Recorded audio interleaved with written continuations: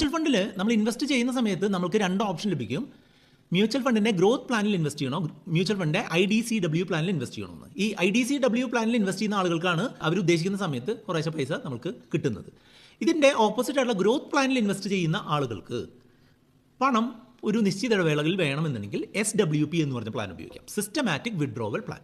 Systematic withdrawal plan എന്ന് പറഞ്ഞിട്ടുണ്ടെങ്കിൽ ഞാൻ പറയുകയാണ്, ഞാൻ ഇപ്പോൾ ഇൻവെസ്റ്റ് ചെയ്തിട്ടുള്ള ഇപ്പോൾ Parag Parikh flexi cap fund എന്ന് പറഞ്ഞ ഈ ഫണ്ടിൻ്റെ ഗ്രോത്ത് പ്ലാനിൽ നിന്ന് എല്ലാ മാസവും 5-ാം തീയതി 10,000 രൂപ വെച്ച് വിഡ്രോ ചെയ്യണമെന്ന് പറഞ്ഞിട്ടുണ്ടെങ്കിൽ ഞാൻ എന്താ ചെയ്യേണ്ടതെന്ന് വെച്ചാൽ ഈ ഫണ്ട് ഇൻവെസ്റ്റ് ചെയ്തിട്ടുള്ള സ്ഥലത്ത് നിന്നിട്ട് ഒരു SWP സ്റ്റാർട്ട് ചെയ്യണം. SWP സ്റ്റാർട്ട് ചെയ്തിട്ട് ഞാൻ എന്താ പറയും, മന്ത്ലി 5-ാം തീയതി 10,000 രൂപ വെച്ച് വിഡ്രോ ചെയ്യണം, SWP സബ്മിറ്റ് ചെയ്യാണ് ചെയ്യേണ്ടത്. അങ്ങനെ വരുമ്പോൾ എന്താ ഉണ്ടാവുക, തൊട്ടടുത്ത മാസത്തിൻ്റെ 5-ാം തീയതി മുതൽ എല്ലാ 5-ാം തീയതിയും നമുക്ക് 10,000 രൂപ കിട്ടും. എന്നുവരെ ഈ മ്യൂച്വൽ ഫണ്ടിൻ്റെ ഈ കോർപ്പസ് ഇപ്പോൾ നമ്മൾ 1 കോടി രൂപയാണ് ഇട്ടിട്ടുള്ളതെങ്കിൽ ആ 1 കോടി രൂപ ഇല്ലാതാവുന്നത് വരെ നമുക്ക് ഓട്ടോമാറ്റിക്കായിട്ട് ആ എമൗണ്ട് കിട്ടിക്കൊണ്ടിരിക്കും.